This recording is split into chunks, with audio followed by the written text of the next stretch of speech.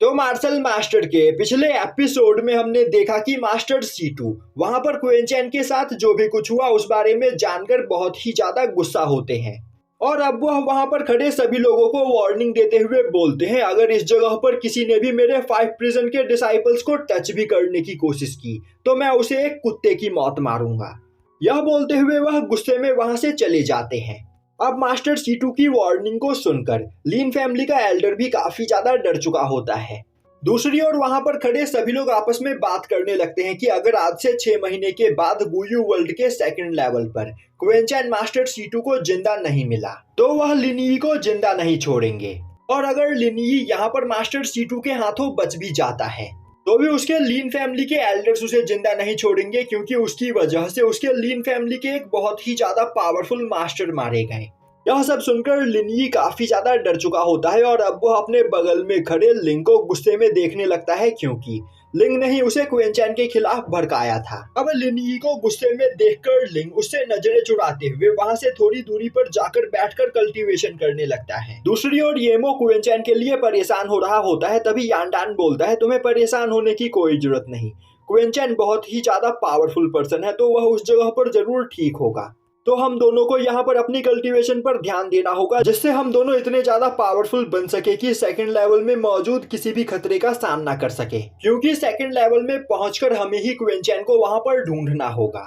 और अब वह दोनों अपनी जगह पर बैठकर कल्टीवेशन करने लगते हैं। अब वहां पर खड़े बाकी सभी लोग भी अपनी अपनी जगह पर जाकर कल्टीवेशन करने लगते हैं।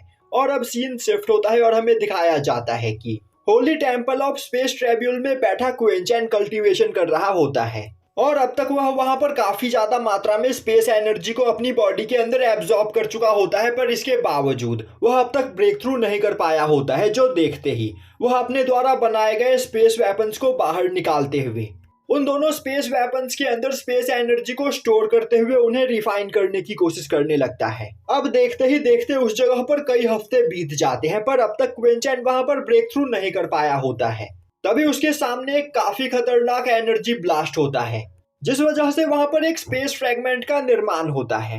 यह देखते ही क्वेंचैन परेशान हो जाता है और बोलने लगता है, मुझे जल्द से जल्द यहाँ पर मार्शल एम्परर रेलम के अगले लेवल पर ब्रेक थ्रू करना होगा, क्योंकि होली टेम्पल यहाँ पर अपना शेप बदल रहा है और अगर मैं ज्यादा देर तक इसके अंदर रहा तो मेरी पूरी बॉडी डिस्ट्रॉय हो सकती है।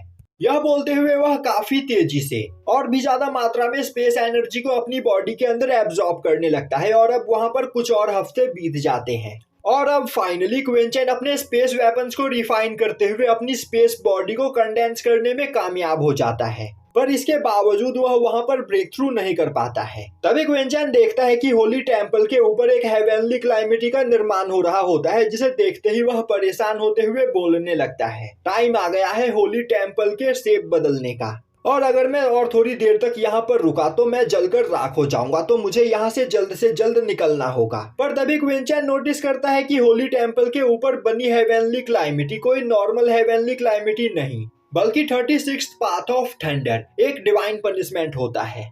यह देखते ही वह काफी ज्यादा परेशान हो जाता है। तभी उस डिवाइन पनिशमेंट के अंदर से कई सारे थंडर स्ट्राइक क्वेंचैन के ऊपर अटैक करने लगते हैं और अब क्वेंचैन अपनी जान बचाकर उन सभी थंडर स्ट्राइक्स को डॉज करते हुए वहां से भागने लगता है, पर वह थंडर स्ट्राइक लगातार उसका पीछा कर रहे होते हैं, जो देखते ही वह अपने ट्रेजर सील और डिवाइन मिरर का यूज करते हुए उन्हें ब्लॉक करने की कोशिश करता है, पर उसके वह दोनों ही ट्रेजर वहां पर फेल हो जाते हैं। और अब चारों ओर से काफी खतरनाक थंडर स्ट्राइक क्वेंचैन की ओर आगे बढ़ता है, जिसे देखते ही क्वेंचैन अपने फॉर्मेशन फ्लैग्स को बाहर निकालते हुए उनसे अपने चारों ओर एक बैरियर बनाता है, जिसका यूज करते हुए वह उस थंडर स्ट्राइक को ब्लॉक करने की कोशिश करता है। पर तभी वह नोटिस करता है कि उसके द्वारा बनाया गया बैरियर ज्यादा देर तक इन थंडर स्ट्राइक के सामने नहीं टिक पाएगा, जो देखते ही वह अपने रस्टी स्वॉर्ड को बाहर निकालते हुए काफी तेजी से दोबारा से उस जगह से भागने लगता है। अब टाइम के साथ साथ वह सभी थंडर स्ट्राइक और भी ज्यादा पावरफुल होते चले जा रहे होते हैं और वह क्वेंचैन का पीछा छोड़ने का नाम नहीं ले रहे होते हैं, जो देखते ही क्वेंचैन सोचने लगता है, आखिर यह डिवाइन पनिशमेंट मेरा पीछा क्यों कर रही है, इसे तो यहाँ पर होली टेम्पल के शेप को बदलना था। शायद से इस वर्ल्ड का गार्डियन गॉड जानबूझकर मुझे मारने की कोशिश कर रहा है। यह बोलते हुए वह अपने डीमन सप्रेसिंग फर्नेस को बाहर निकालते हुए एक जगह पर सेट करता है। तभी उसके सर के ऊपर कई सारे थंडर स्ट्राइक हिट करते हैं, जिसे देखते ही क्वेन चैन दोबारा से अपने फॉर्मेशन फ्लैग का यूज करते हुए वहां पर एक बैरियर बनाता है। पर कुछ सेकंड्स के अंदर ही उसके बैरियर में वहां पर क्रैक आने लगते हैं, जो देखते ही वह बहुत ही ज्यादा परेशान हो जाता है। पर तभी वह नोटिस करता है कि उसके हाथ में मौजूद रस्टी स्वॉर्ड धीरे धीरे उन सभी थंडर स्ट्राइक की एनर्जी को वहां पर एब्जॉर्ब कर रहा होता है।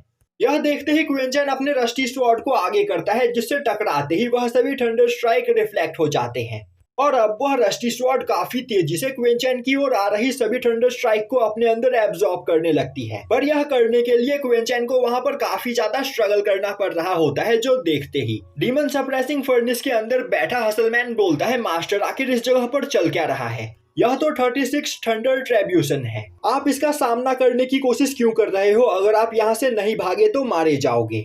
अब क्वेन चैन बोलता है, यह बस थंडर ट्रिब्यूशन का फर्स्ट स्टेप है, जिस वजह से यह इतना ज्यादा पावरफुल नहीं।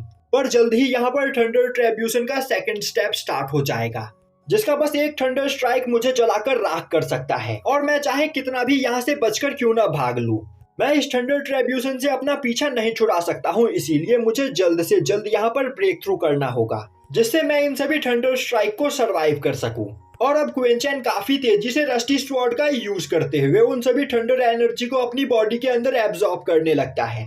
पर यह करने में उसे काफी ज्यादा स्ट्रगल करना पड़ रहा होता है, जो देखते ही वह अपने पास से कई सारी पिल्स को बाहर निकालते हुए उन्हें एब्जॉर्ब करते हुए 9 स्टार गॉड एम्परर टेक्निक का यूज करते हुए सभी थंडर स्ट्राइक को वहां पर रिफाइन करने लगता है। पर वह थंडर स्ट्राइक इतना ज्यादा खतरनाक होता है कि इतने ज्यादा मेडिसिन और पिल्स को खाने के बावजूद क्वेन चैन उसका सामना नहीं कर पा रहा होता है और धीरे धीरे उसकी बॉडी डिस्ट्रॉय होने लगती है। तभी क्वेन चैन अपनी थंडर ब्लड लाइन को एक्टिवेट करता है और अब जैसे ही क्वेन चैन की थंडर ब्लड लाइन एक्टिवेट होती है और 36 थंडर ट्रिब्यूट को काफी तेजी से सप्रेस करते हुए क्वेन चैन की बॉडी के अंदर स्टोर करने लगती है, जिस वजह से अब क्वेन चैन की बॉडी के अंदर से एक काफी खतरनाक थंडर एनर्जी ब्लास्ट होता है और अब उस ब्लास्ट की वजह से स्पेस लेयर डैमेज हो जाता है और क्वेन चैन के सामने एक काफी खतरनाक स्पेस फ्रेगमेंट खुल जाता है।